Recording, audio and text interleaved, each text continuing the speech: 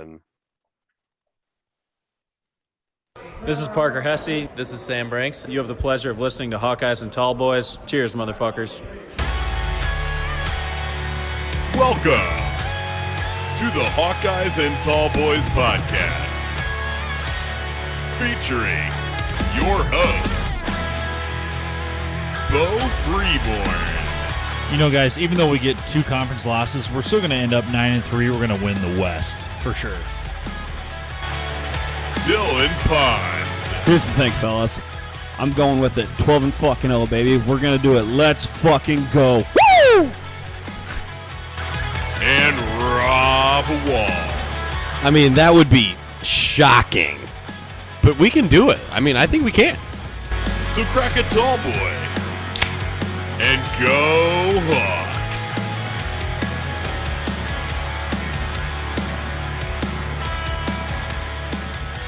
Welcome into another great episode of Hawkeyes and Tallboys. I'm Rob. I'm Dylan. And that's Bo. And then with us today, we have a couple of special guests from Minnesota to help us break down this Saturday's game. Today we have Corey Carbert, a lifelong Minnesota Golden Gopher fan. He is on Twitter at Golden Gopher. And then also Danny Freed, 26-year season ticket holder for the Minnesota Golden Gophers, as long as he's been alive, at Danny_Freed on Twitter. Welcome, guys. Hey, thanks for having us on. Thanks for having us. Yeah, boys. We're going to go ahead and crack a tall boy like we always do to start off the episode. So cheers, guys. There's not a better sound. Especially a Thursday beer. Oh, yeah. Thirsty Thursdays. Bringing them back. Yep. That's right. So perfect. So we got a couple special guests here. I'd love to kind of get into, a little bit more about yourselves. We can go ahead and start with Danny. Tell us a little bit about yourself, Danny, and how did you become a Golden Gophers fan? Yeah, well, both my folks graduated from the University of Minnesota. They've had season tickets since the 80s when they were in school. So they added a seat when I was born, added another seat when my brother was born. So really just literally been a lifelong fan. I mean, my first game was like October of '95 against Purdue. I was a baby. So yeah, I've been going to games my whole life, and then took a brief hiatus when I was playing college ball down in Illinois. Played D3 football at Wheaton College. So obviously missed a bunch of Gopher games then, but got to see some away games. Went to Kinnick, went to Illinois, went to Northwestern a bunch to see the Gophers play. But now that I'm back here in the Twin Cities, back going to games. That's awesome. And obviously we want to talk to Corey too. Corey, I love the memorabilia in the background there. I can tell you're a Minnesota fan if you never spoke a word. No. Yeah, I've been a season ticket holder. I guess I have been since PJ's been around, but I live 2.5 hours away from the city. So it used to be kind of tough getting to the games, but try to go all the time if I can. And I've been a lifelong Gopher fan. That's awesome. Hell yeah. Thank you for joining us, guys. We're excited to pick your brain about, this year's team and the team that PJ Flex put together, and get into all that in a few minutes. But first, we'll need to hop in the rewind machine, like they say on the radio, and we're gonna take it back 1 week ago. The Hawkeyes took on the Northwestern Wildcats in a game, night game actually, in Northwestern in Evanston. And the Hawkeyes ended up pulling this one out 17-12. I wanted to start with Dylan here. What were your thoughts on the game? There was quite a little carousel at quarterback here. It looks like we ended up, switching it up halfway through. What were your thoughts here? Yeah, watching the game, it was pretty evident right away that Spencer Petras wasn't effective. Now, we could sit here and get into the debate of whether that is mental or physical. As we know, he took a big hit versus Wisconsin the week before. So we'll just have to kind of see how that goes. And coming into this week versus Minnesota, obviously Spencer's nowhere to be found on the depth chart as well. But we are told he will be available as he's medically cleared. So interesting situation there. So nonetheless, you see Petrus's stats, 2 for 4 for 4 yards. I think, anybody that watched the game saw him throwing out to Keegan Johnson about 4 yards short. And then Same thing on the other side of the field. I want to say that one was to Charlie Jones. So he wasn't effective. It looked like it was going to be a very, very long day, akin to the Wisconsin game. And then the Padilla party started. Man, they threw him in there, and God, he was just slinging it around to the young guns. And it was funny, they were talking about it after the game. Keegan and Arlen Bruce are both like, well, duh, he was our number 2 quarterback when we first got here. So, we know Alex well, and, he can sling the rock. So he came out firing. It was good to see. Tyler Goodson, an absolute madman running the ball, 21 rushes for 141 and a tutty. So that's great to see. And then the defense came back. We started seeing some turnovers again, mainly 3 interceptions coming from that Northwestern quarterback's name, who I cannot remember for some reason. Andrew Marty. Yeah, Andrew Marty. Thank you. So, caused him to throw 3 interceptions. And, really the only thing, it was so funny. That's such a typical Iowa win, because they come out in that first half and they were just firing on all cylinders. And it was like, okay, this is going to be another Maryland game. I think Iowa's going to score 50 points and, the Iowa offense is back, right? Wrong. Came out, and that's, there's conservative ball, and then there's what the Hawkeyes played. That was so beyond conservative. I'm talking, right-wing terrorists that stormed the government. And we're not a political podcast, people. So, that's like full-blown so far right that it was the most conservative thing I've ever seen. It was disgusting.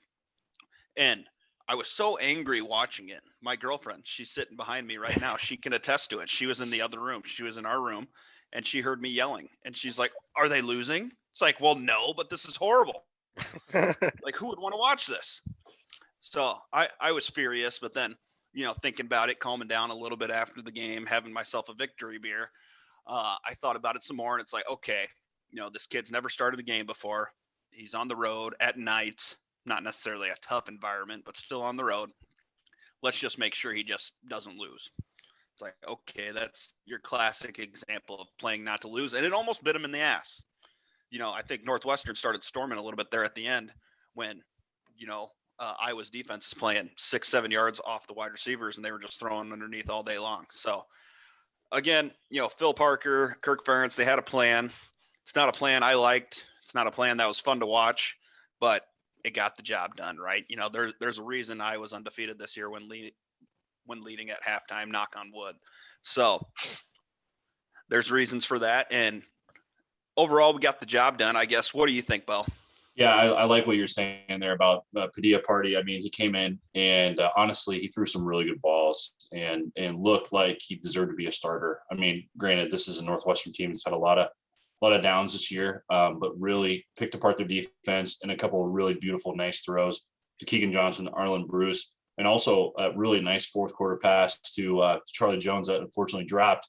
Now, I would say it's one of the plays of the game. If he catches that ball, Iowa goes down midfield, likely to drain a little bit more clock in the fourth quarter, potentially stall out, win the game, or put another score on the board. But then you turn the ball over into Northwestern's hands and give them a chance to win the game. But as you said, Dill, the defense played. They bent, didn't break, got those 3 turnovers. All 3 picks were at timely times, and overall, it was a great team win. And glad we can get a win on the column there. Yeah, I'll tell you a little bit about that. I know me and Bo talked about this the other day, about how we ended the game. But I actually bet on the Hawks to win by, what was it, 12? So did I. And I could. It was a lock, Rob. It was a lock going into halftime. It was a lock going into the final quarter, the final drive of the game, where if we would have got that 4th down, I think we would have came down and scored. That would have put the game away, and at the same time, I would have won the bet. But such is how betting goes. That's 2 bad beats for me in a row, or 2 weeks in a row here, betting on the Hawks. So maybe I'll just lay off, but we came away with a win. We're excited about it. Dylan will probably touch on this in your keys to the game on when we go over, how you ended up.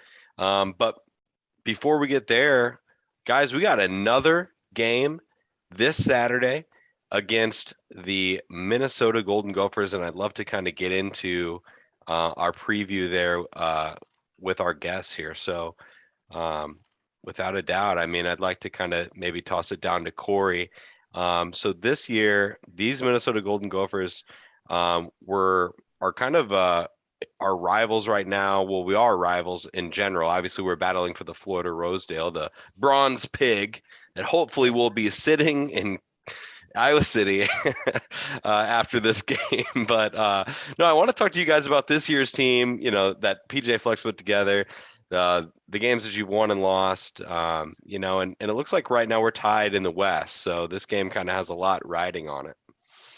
Yeah. This is a big game, I think, for both programs, because if you say one of us loses, I think you're out of the race. I shouldn't say you're completely out, but you're looking at a 4-team race right now with Purdue, Iowa, Minnesota, and Wisconsin. So, I mean, if you take a loss there, I don't think you're going to come out of that and win the West. So I think this is a big game for both teams.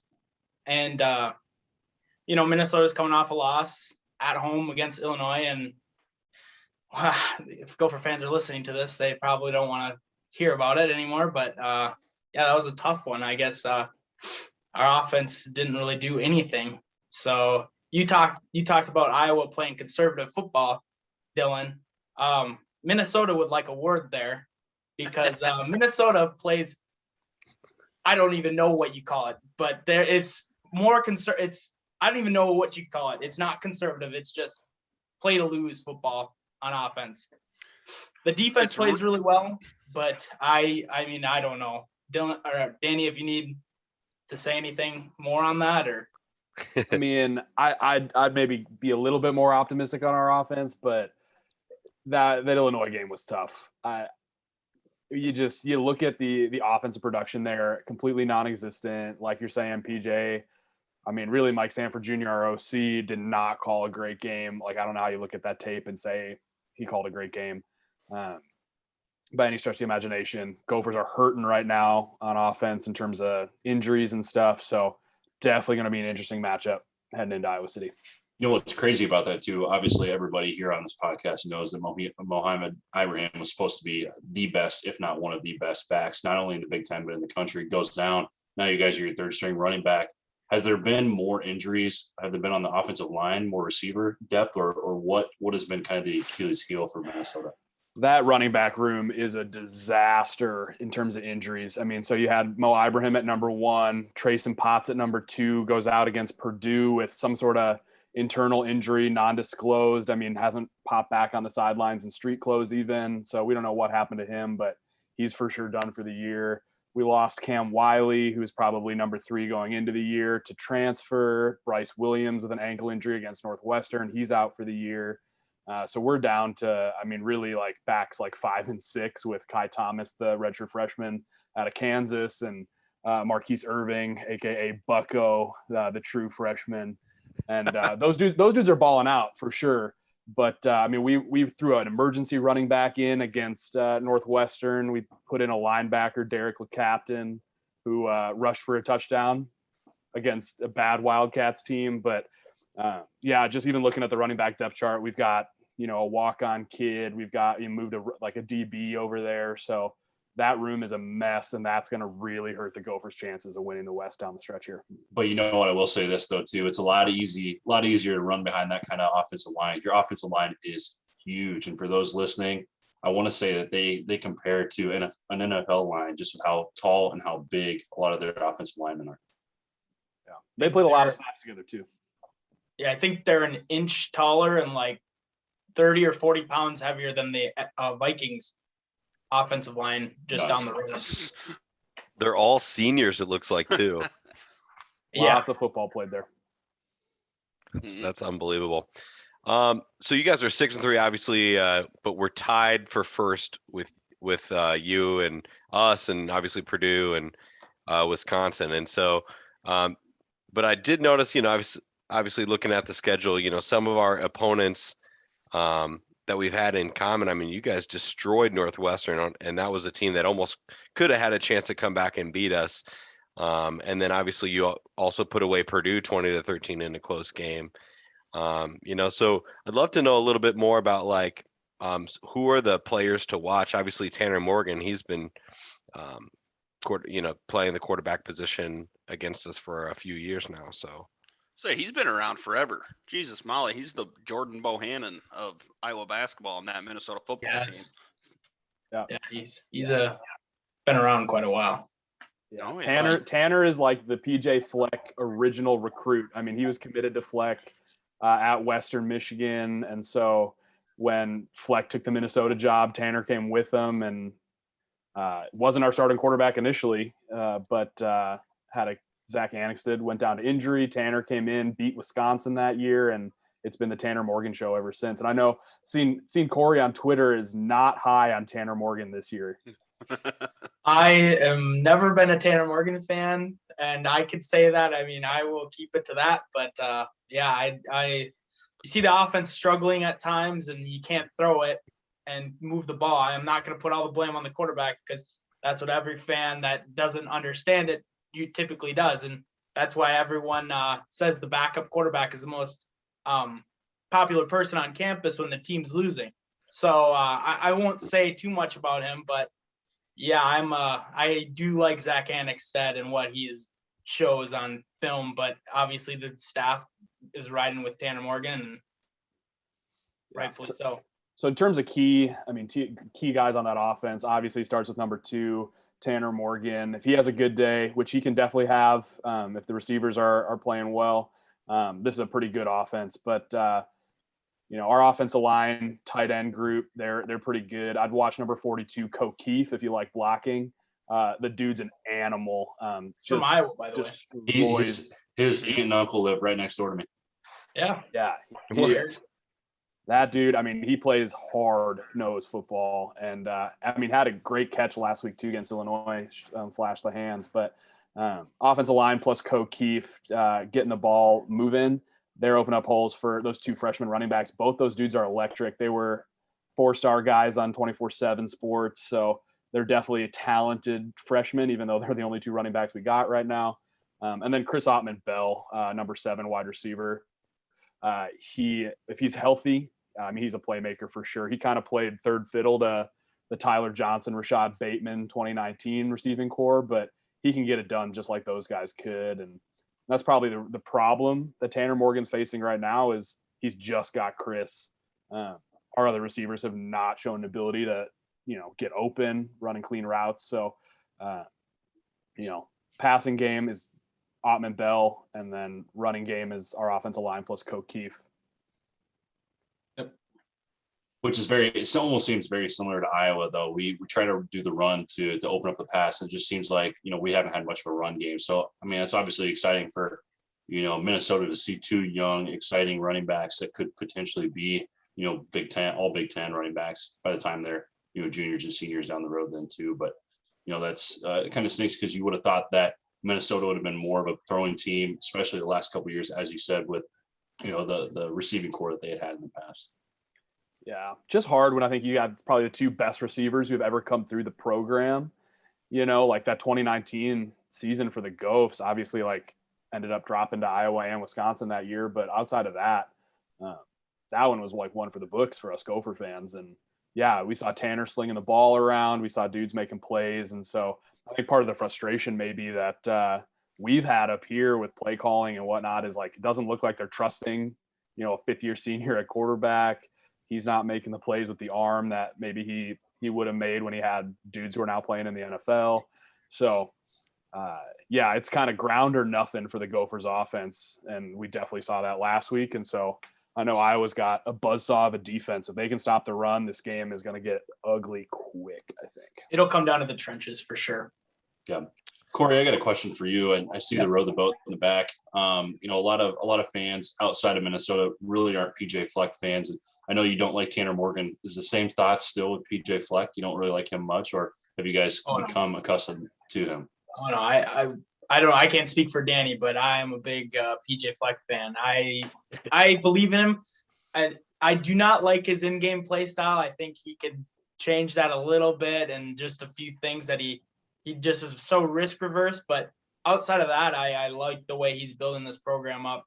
He's really brought up us up to the Iowa, Wisconsin level in just a matter of time. You know, we play pretty much the same football you guys do, defense and offensively, you know.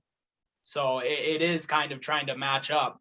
So, I mean, I think we can see it here with him maybe, but got to keep showing it and beat our rivals. We do not beat our rivals.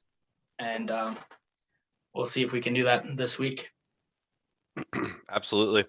And that's a great segue, guys, to talk about, I mean, your defense. I mean, speaking of, you know, playing great defense, I mean, you guys are ranked 8th right now in all of college football as far as team defense goes, averaging, you know, allowing, you know, 5.11 yards per play, 289 yards per game. You are in the top 10. Actually, Iowa is ranked 10th. Wisconsin is ranked 1st. And then kind of some other notable Big Ten teams. Michigan is 6th. Iowa State, honorary Big Ten, is at 4. And then obviously you have some of the SEC teams like Georgia's ranked 2nd. So, I mean, this defense seems to be one of the best that PJ Flex had. You know, what are they, just a run stopping D, or tell us more about this defense for Minnesota? I think that's where it starts. I mean, stopping the run.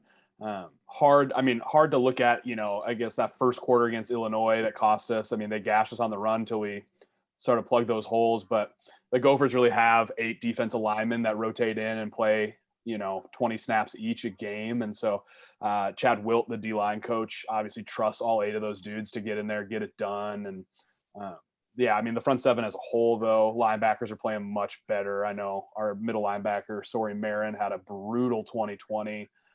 So good to see him playing high level. We had a transfer come in from Abilene Christian, who's playing at a high level, leading the team in tackles right now. And so, yeah, I think that front 7's playing pretty well. Our secondary, you know, there's nobody who really steps up and makes a ton of plays in the secondary. I think we probably have like maybe 2 or 3 interceptions on the year compared to Iowa's 20 interceptions this year, 30 or 40. Yeah. So, you know, I wouldn't say it's a playmaking defense. It's a bend don't break defense, and we've lucked out and not given up a ton of points, which has kept us in most of the games we've played, even the ones we lost. So lot to like on Minnesota's defense, but like not a whole lot that you're like on paper or even on film you're going to be like, holy smokes, like this kid's amazing. Maybe the exception of Boye Mafe, rush end, from an athletic standpoint, is one of the probably best players on Minnesota's entire team. Big, fast, physical, turns the corner well, probably leading a team in sacks right now. But other than that, like, it's just a solid overall unit. They play complementary football for sure. That's how they play, and they play for each other, not selfishly, and that's why they're doing so good. Do they like to blitz a lot? You're talking Minnesota's defense. I mean, looking at Iowa's offensive line, I don't think it's hard to notice how bad our offensive line play has been, especially the last 3 games. But I mean, is it something Iowa's offensive line is more porous than a 12-year-old boy going through puberty. All right. It's horrid. Go on. But we can see a lot of blitzing and a lot of mix up there on that D line and linebacking core. Depends on down and distance, I think. But I mean, I think, you know, if Iowa with new quarterback in there is going to try and throw the ball a little bit more, then I think you'll probably see us go into more of a rush package and bring in like a linebacker like Braylon Oliver, who likes to blitz off the edge. And then we'll kind of move Boye Mafe around. Thomas Rush, the other defensive end, he'll move around a little bit. So we don't do a ton of like blitzes. We like to like let our D line kind of do their thing, and then linebackers clean up behind them. But I'd anticipate Joe Rossi, our DC, getting creative with a new quarterback in there for you guys and trying to make some magic happen, especially just with the whole turnover thing not really going our way this year. Yeah, it's confusing with Joe Rossi because he mixes up the coverages and what he really does a lot, and you never really know what you're going to see out of him. I mean, there's times where he'll load the box and it looks like he's bringing 5 and he'll only rush 3, but those 3 get home pretty well on certain teams, you know, and they do a really good job. But oh yeah, well, one of the most important things that I'm nearly appalled that none of us have thought of until just now, being the Iowa Hawkeyes. We're a big punting team. Our punter's a very, very important part of the squad. Torrey Love Taylor. that. I don't know if you've heard of him.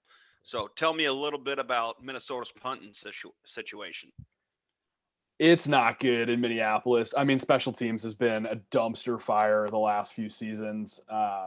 It's almost comical at this point. Ryan Burns, who's the 24/7 beat writer for the Ghosts. I mean, it's just like it's his running joke every game about just how bad Rob Wenger's special team unit is for these Ghosts. And we're missing kicks, but we've got an Aussie punter, and when they let him punt Aussie style, he's ripped off some big ones, but he's if you need a 50-yard flip the field punt, you're going to get 37 yards. And if you need a 37-yard pin him in the corner punt, you're going to get 37 yards. So it's just not great. It's hit or miss for sure. Yeah. Kicking on the other hand is even worse. Kicking field goals is not our forte. Oh yeah. Now, one name that stuck out to me looking at the special teams on your roster is your punt returner, Brock Annexstad. Is he related to Zach? Yep, brother. Go figure. But that's been, I mean, honestly, probably the most perplexing thing that I've seen this year out of our Gopher team is which punts we decide to return and which punts we allowed to bounce on the ground. It's Brock is the essentially only punt returner on the team, and it's baffling how many punts hit the ground and roll for an extra 15 yards. So it's not even like he's running up to just catch and fair catch. It's just balls hitting the ground all over the place. But it seems like that's the direction that he's getting from the sidelines. Like you can see the coaches on the sidelines kind of waving off, doing the punt safe thing as he's even trotting out there. So I don't know what the philosophy is, and like that's all that, of that. It's frustrating. That's that PJ Fleck risk reverse mentality, and it drives us fans kind of nuts. But that's some of the fans just hate that. And like you guys said, you guys still fans of PJ. I think those are the things where people are like, oh man, that's frustrating. But you trust the process. And I mean, he is winning games here for us at Minnesota, and we're not usually used to winning games at Minnesota. So yeah. Well, and I was going to say, speaking of the Minnesota history, and I don't mean to get too far off track here, but I was always a big Jerry Kill guy. I thought he was great for Minnesota, and for whatever reason, he always seemed to beat Iowa, or maybe that's just how I'm remembering it. But what were your guys' thoughts on him? Were you guys glad to see him go, or were you guys fans of him, or a little bit of both? I was an initial fan of Jerry Kill. I mean, like you said, I think we got maybe 2 wins against Iowa underneath Kill, and at least in my lifetime, 26 years, we've maybe won 5 or 6 times against Iowa. I mean, since 2000, certainly it's been bad. So that, and from that standpoint, yeah, like Kill was awesome. But overall, I don't think he put together like an incredible team by any means.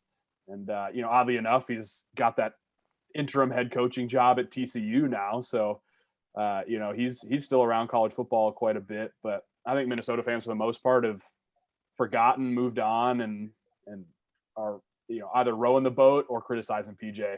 And nobody, I don't think, is asking like for Jerry Kill back. But now it's interesting you brought up. I mean, you're right on the money, Danny. Since 2000, Minnesota has won 5 of the meetings, but you guys do currently lead the all-time record, where it's 62, 50, and 2. We tied twice. The original meeting between Iowa and Minnesota was actually way back November 2nd in 1891.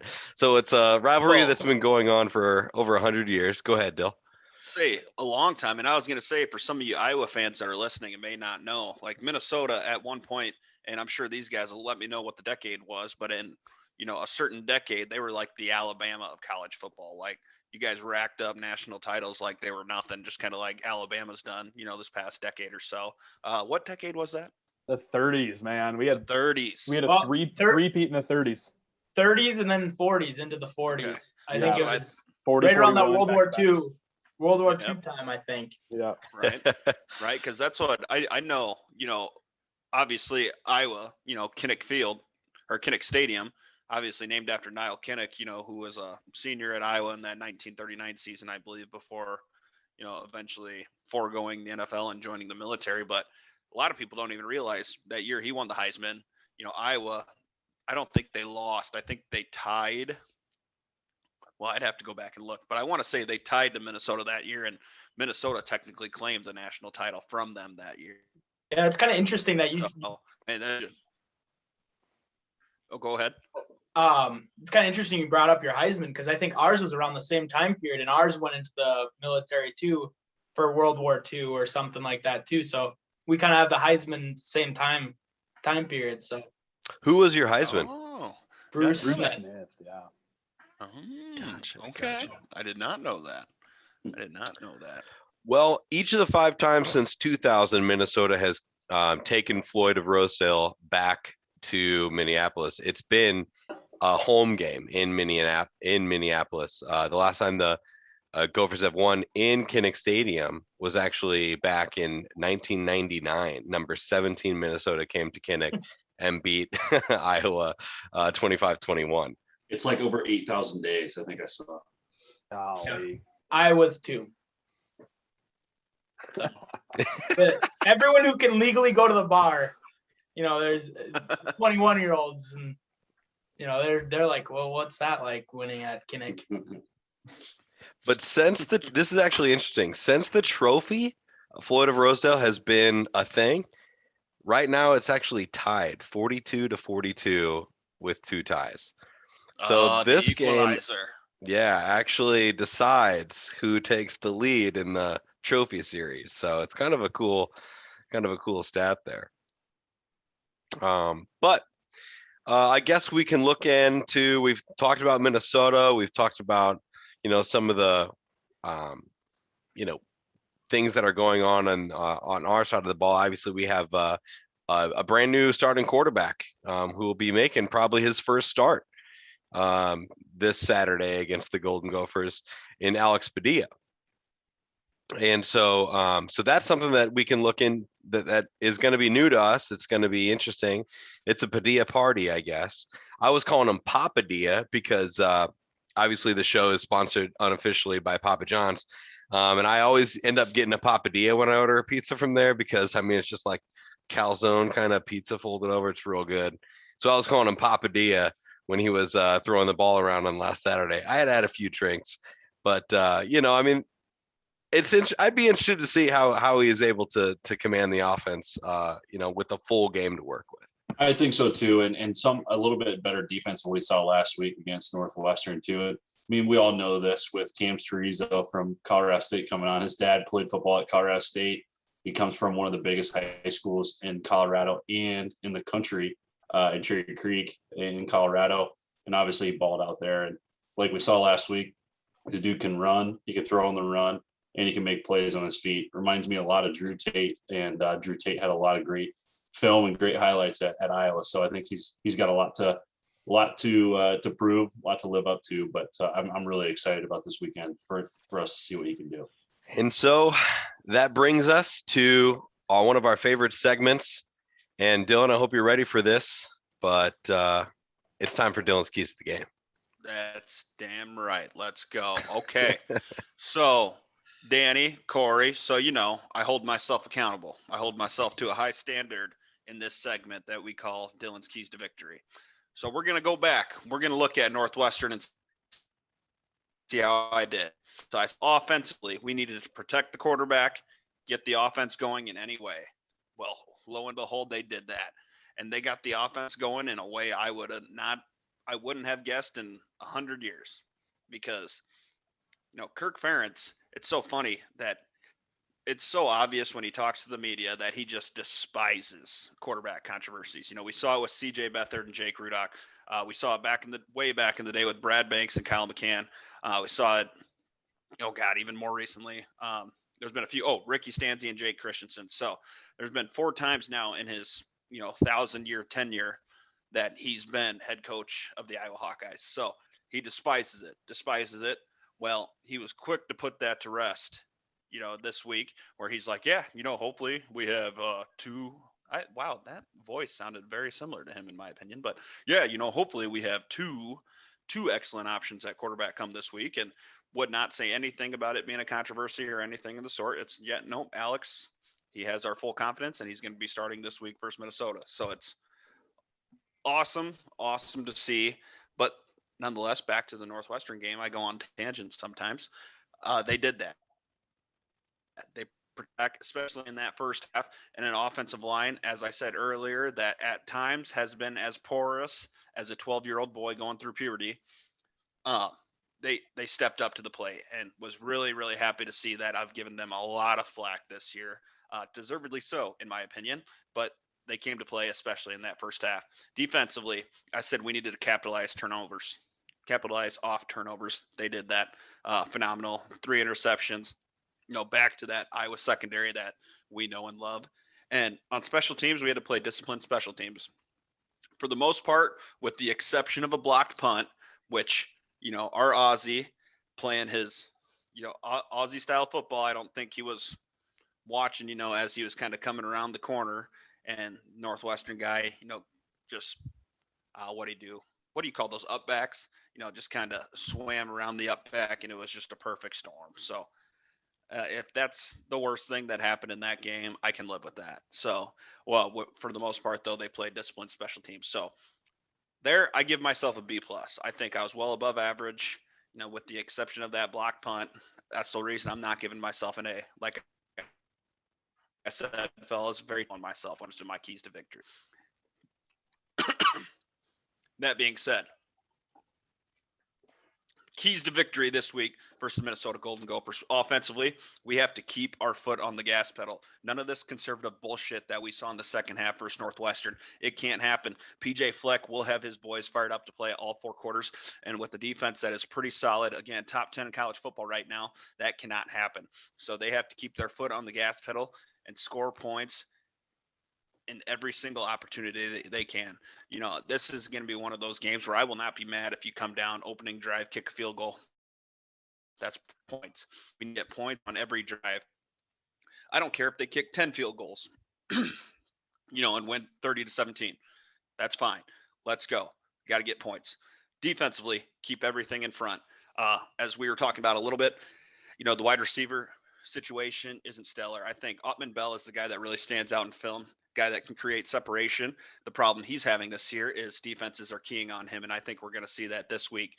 So you're going to probably see a cash look out of the Iowa Hawkeyes. I don't think see a whole lot of Jason Jacobs and see a lot more Kayvon Merriweather this week. So that being said, we're keying in. We're keeping everything in front of us. That bend but don't break defense. We're going to have a good time. Special teams, it's going to be a field position battle. I was asking you fellas about your punting situation. Sounds like it's not good. Our punting situation, it's pretty damn good. So, there's times we get backed up into our own end zone. Quarterback messes up. Offense isn't doing so hot, getting pushed back.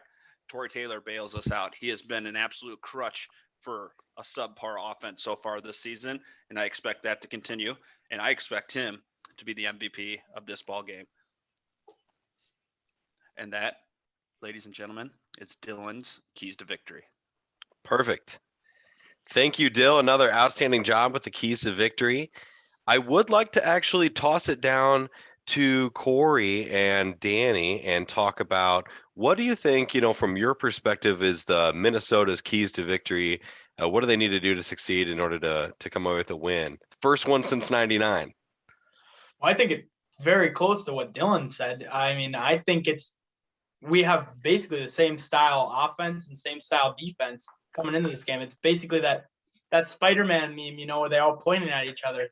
That's pretty much what it is. I mean, you look at it, for us, I'd say it's literally don't take your foot off the gas. Literally just keep going. You got to throw the ball. We got to do something. We got to mix it up. We can't just run the football and be so conservative. Same thing as what you guys have to do. I think, kicking a field goal on the first drive, I think, is a big win in a game like this. I don't think there's going to be many points put up on the board by either team, personally. And I think special team woes, just keep them to a minimal for us and make some field goals, not miss them. What about you, Danny? Yeah, I mean, I think I'd probably add in there, as the O-line goes, so goes our offense. And so we need a bounce back game. That Illinois performance was just subpar all the way around. So I think if our offensive line can get some momentum for our offense, we're going to be in great shape to be in this football game. And then we've got to finish drives. I mean, we were inside the 30, I think 5 times against Illinois, came away with 0 points. So got to finish drives. And then on the defensive side of the ball, the new quarterback, we've got to get after it. Boye Mafe, Thomas Rush, they're the guys who've got to get to the quarterback this week. And I think if the Gophers can get a turnover on defense, this game like dramatically swings in our favor. So O-line, finish drives, get after the quarterback, get a turnover on defense. I think that's got to be the keys for Gophers going into this week. Like how you said, need a turnover too. Riley Moss will be back for Iowa. So having him back in our lineup, I think is really big for this defense. Not to say Jamari Harris didn't do well covering in, but we're going to be without Scary Terry Roberts. Getting Riley Moss back is huge. Oh, absolutely. That's massive. And, and I really liked too, what Danny was talking about, with, getting after that new quarterback. It's important to know too, our starting left tackle is going to be out this game. Mason Richmond, you're not going to see him due to injury sustained versus Northwestern. So this is a big, very, very important test for a young, beat up, inexperienced offensive line. And again, I've been their biggest critic, I think, of the entire world this entire year, and this will be a big test for them. So they got to shore some things up for them to get this win. So that's going to be big time. But I think if nobody else has anything, that leads us right into hot takes, does it not? It does. And so we've talked about a lot of different things. What do these teams need to do? Corey, I love that analogy that you said that we're all Spider-Man. There's 3. I know that means there's 3 different Spider-Men in the same room pointing at each other. And it's literally Iowa, Minnesota, and Wisconsin. Literally just we all play we're the exact same. Yep. We try to run the ball. We play good defense. We try to lock it down on special teams and don't make mistakes. And then our offenses are kind of just hopefully they do good. That's what I feel like they are. So my hot take actually has to do with our offense. And although I'm not going to steal Dylan's because I got a little sneak preview on Dylan's hot take, but I actually came up with this before I even saw Dylan's hot take. And so I think that, my hot take going into this game is I think that we've had a lot. We've actually seen in the Northwestern game, we saw a lot of our younger playmakers start to get involved. You saw Charlie Jones. Well, he's not young, but I mean, that Keegan Johnson caught a ball. We saw Arlen Bruce, the 4th, score a touchdown, which was awesome. And so my hot take is Arlen Bruce keeps the touchdown streak alive, or begins a touchdown streak and scores a touchdown against the Golden Gophers. And I'm saying it's going to be a receiving touchdown. So for you guys, he's a freshman this year. He's been kind of a true freshman. Yeah, he's been in and out of some different packages, but he saw a good amount of playing time against Northwestern. I really liked his ability to kind of get open and make plays. So I'm hoping that he can continue that. Okay. Who's next, Bo? Sure. I'll go. I'll keep it on the offensive side, and I'll also keep a receiver. But like Dylan alluded to, Padilla was that second string quarterback. So he threw a lot to Arlen and threw a lot to Keegan Johnson. But this week, I think it's Tyrone Tracy's coming out game. I know I think we've said this before, but I think that he's going to get the ball a ton. I think Brian's going to find a way to get him really involved. And I think that we're going to see a lot more Wildcat to where we're going to put him and Arlen Bruce in motion to try and see what they can do to get them the ball outside in space. So again, I think that Tyrone Tracy's going to have a coming out game this week. Nice. I couldn't disagree more with you, Bo.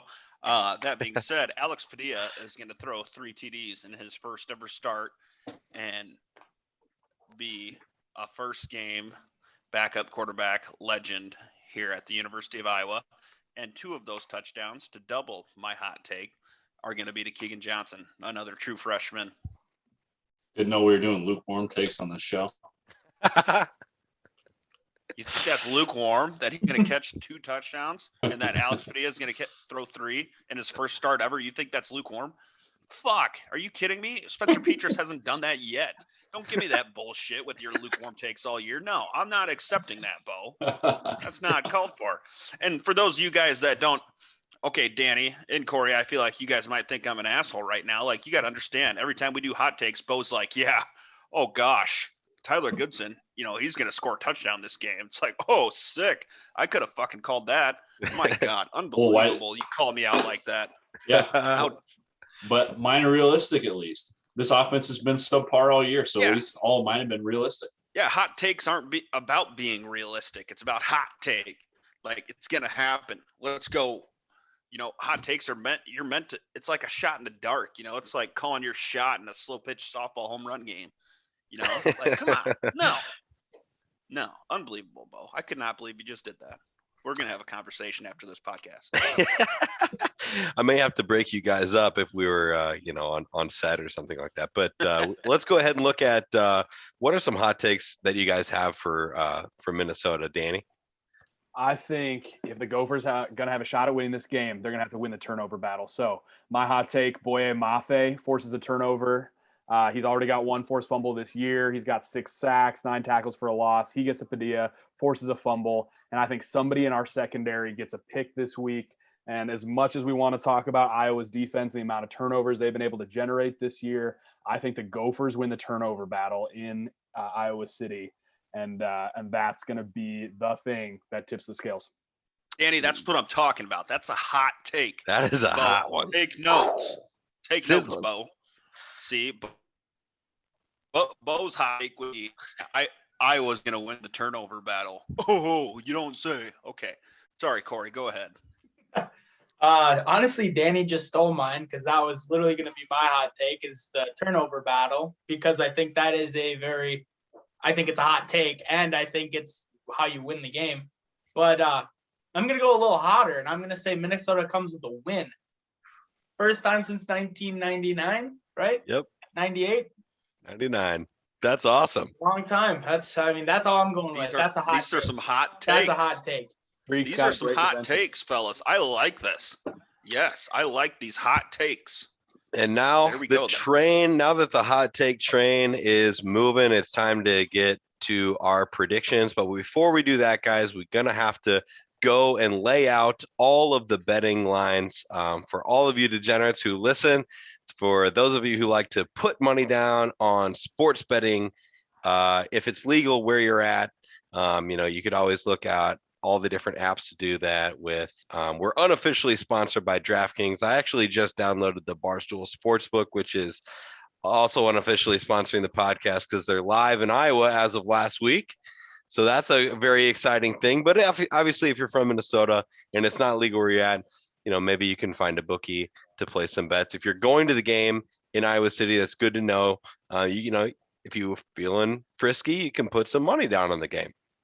Now, that being said, DraftKings has this game at a 4.5 spread for Iowa. So Iowa's minus 4.5 right now. Minnesota plus 4.5. Obviously, the total points is 37.5. So it's kind of one of the lower scoring over-unders that I've seen. And that doesn't surprise me. These aren't 2 prolific offenses and I doubt that this game goes in a direction where it's going to be a shootout, but you never know with Big Ten football. And obviously the money line odds here. So for Corey's hot take, that's going to be plus 170 for Minnesota to come away with the win. So you could definitely make your money back and then some if you throw down on the Minnesota side. So that's kind of where things are at right now. It's a 2:30 game, which is sort of perfect as far as tailgating goes. So you can still sleep in a little bit, but get a good amount of beers in you prior to walking in Kinnick. But it's going to be 41 degrees. So wear a coat. I actually ordered some Hawkeye winter merch because I was going to be cold when I'm going to be out there. And I just can't get a cold this time of year. So that We're being having a blizzard up here where I'm from, so it could be worse. it's supposed to be partly sunny. So aside from it being a little bit cold, I mean, just bring a koozie. I think you should be all right. The Golden Gophers are going to be down here in T-shirts, and us Iowans are going to It's be vacation. in You're our like, Carhartts and like taking everything off. It's gonna be like Flex spring be break. eating ice cream on the sideline. Dilly Cone Dave or Dilly Cone, what's his name, Danny? I think Dilly Bar Dave or something like Dilly Dilly Bar Bar Dan. Billy Bar Dave. Yeah, that's a great meme too. Yeah. Billy Bar Dan, who's that?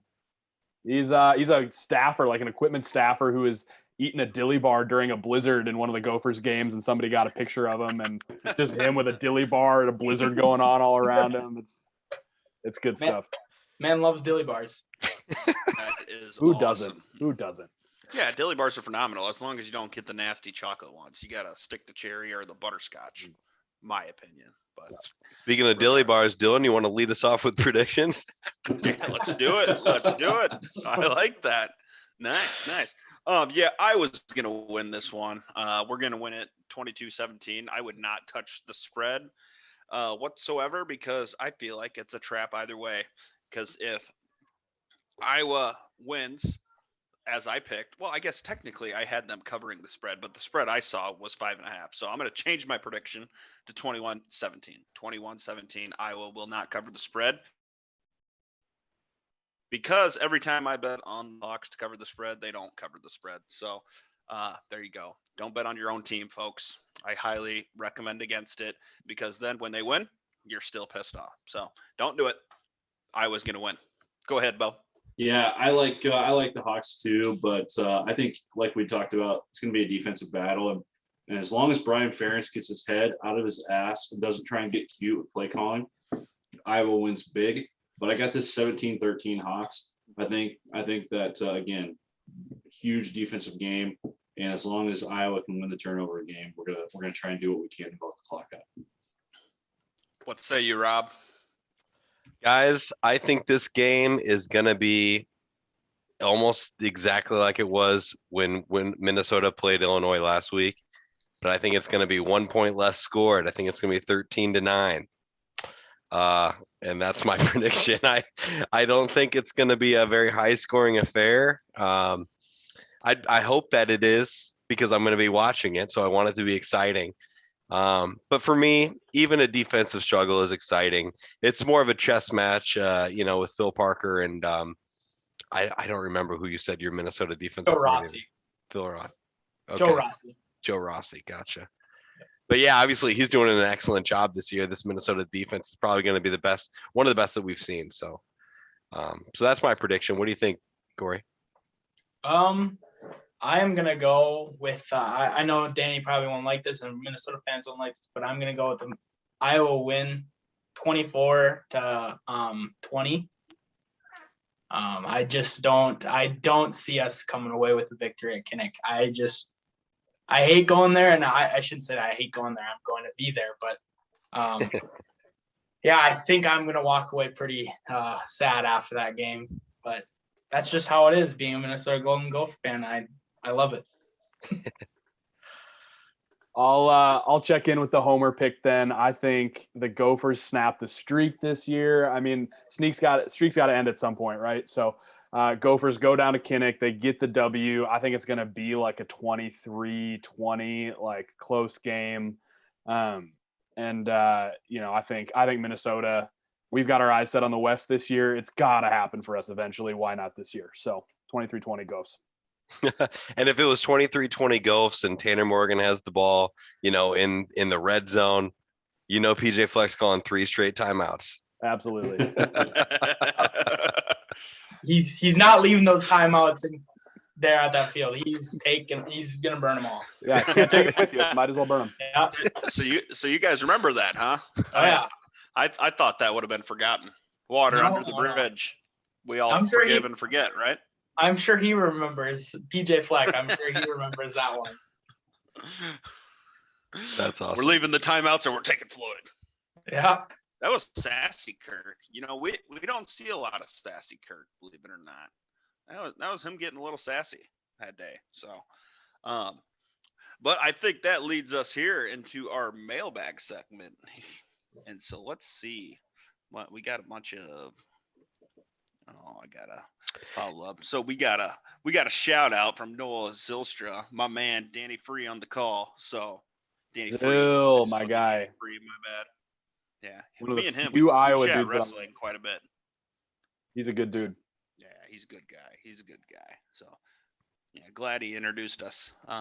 Let's see here. Okay, so first one, and this one's for everybody. So Condor, he's a rascal. He asks us weird questions every week.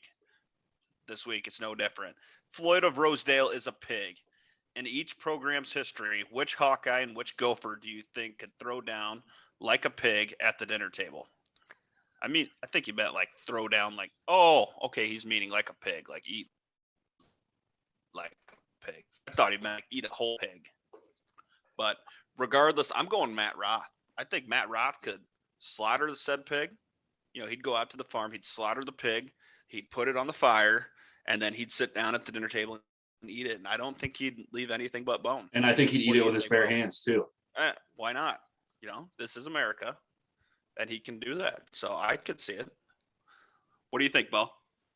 I got Drew Ott Farms. That guy, Oh, good that answer. guy is Good as answer. country as it gets, and I'm sure he's Mhm. probably got 10 pounds of bacon just be ready to be fried on Saturday. Ooh. Oh, absolutely. I was What gonna do you say got, Rob? What do you George think? Kittle. Ooh, that's an underrated pick. I feel like that is a really underrated pick. I could see him, you know, being a big, big eater, you know. At Thanksgiving time for sure, I bet. Mhm. Okay. I'm only saying that because I've seen him chug a beer and it was the fastest I've ever seen anyone down a beer. I was with you. You remember that? That was Oh, yeah. Good time. Good time. All right. Liberty, Iowa. What do you got, Danny? What Gopher could put down a whole pig at the dinner table? I'm going to go with former Gophers middle linebacker Mike Rallis, a.k.a. WWE superstar Riddick Moss. I think Nice. that dude could absolutely Yeah. trash a pig if he was sitting down at the dinner table. Riddick Moss. I'm Googling this guy right now. Do it. Do Oh it. my gosh. Wow, he's got traps that go to the ceiling. Absolutely. Corey, who do you think? I'm gonna go with current player tight end O'Keefe. I think that dude is he's just an animal. He just nothing in front of him. He fears nothing. So Nice. Perfect. All right, and then here's another one here. It looks like it's from DJ. So, guys, if you had your choice, would you attend this weekend's Iowa versus Minnesota top 25 matchup? Or would you go to a George Strait concert? Well, I think I know my answer. I'd go to the George Strait concert, I guess. What about you guys? I go to the game You liar. It's a game for me. I'd go to the game. for sure. Oh, my Lanta. Okay. well, I'm going to the game, so you know my answer. Danny, help me out. Concerts at US Bank are trash. See George Strait, see him at an outdoor venue. That's not even a hot take. No, we'll see. We'll That's see a a hot Kinnick. take. Nah, yeah. I kind of figured I'd be watching it on the Jumbotron. But it's George Strait, guys. It's the king of country music. The cowboy rides away, and then he comes back for one more tour. Like, come on. So what's your favorite George Strait song on that then? What's mine? Yeah. Oh God, there's so many. Carrying Your Love with Me, Write This Down, Check Yes or No. Ooh. Oh, my Lanta. I mean, he's just got number one hits on number one hits. You know, that's George Strait is the country music I grew up on, you know, riding in the car with Pa. All right. So Mhm. George Strait question for you. If so he plays all the songs, right? He plays all the ones he always plays. But what's the song that's like the deep cut that you love that you hope he plays for the encore? Oh, the deep cut. Like Or that- yeah, I don't know. What do you think he'd Yeah. play encore wise? Okay, I'm gonna cheat. I won't lie to you because I just heard it the other day. It was on my Spotify.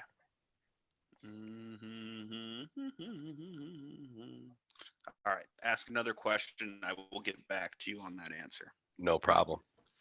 Just curious because I don't know if you, Danny and Corey, I don't listen to a lot of country. I know country. Blue Clear Sky. Thank you. Blue Ooh, Clear that's Sky. a good one. Blue Yes, Clear that- Sky. that- that's one of his underrated. I don't feel like a lot of people think of Blue Clear Sky when they think of George Strait. I'll play That's it a for you good guys one. if you want. I don't know if we can even hear that. Can you? Oh, there we go. Well, regardless. It sounded all Oh, right. you did hear it? A little bit. Oh. Hawkeyes and Tallboys, ladies and gentlemen. Yeah. I'll drink to that. And I don't want to sound spoiled here, but being a Hawkeye season ticket holder, it's like, okay, I can afford to miss one Floyd of Rosedale matchup.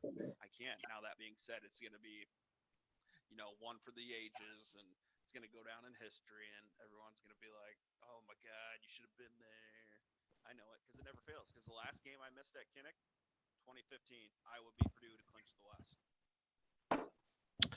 No problem. And Dill, I don't know if your phone like pushed your mic away, but it was getting quieter as you started talking there.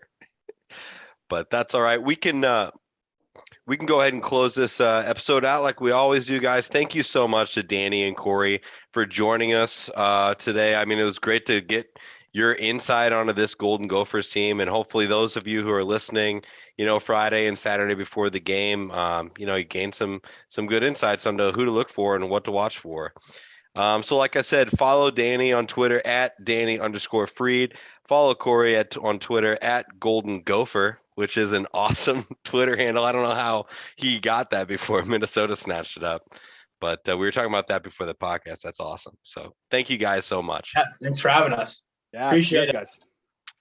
Maybe Perfect. see you guys down in Iowa City. It's going to be a blackout apparently. So we're going to be wearing black. I'll wear my Hawks- white. He can be wearing the white. Yeah, that's going to be the away jersey, so that makes sense. But we're going to close this out as we always do, guys, with a little Hawk. Well, we call it Hawkeye Victory Polka because they play it at the end of the games that the Hawks win.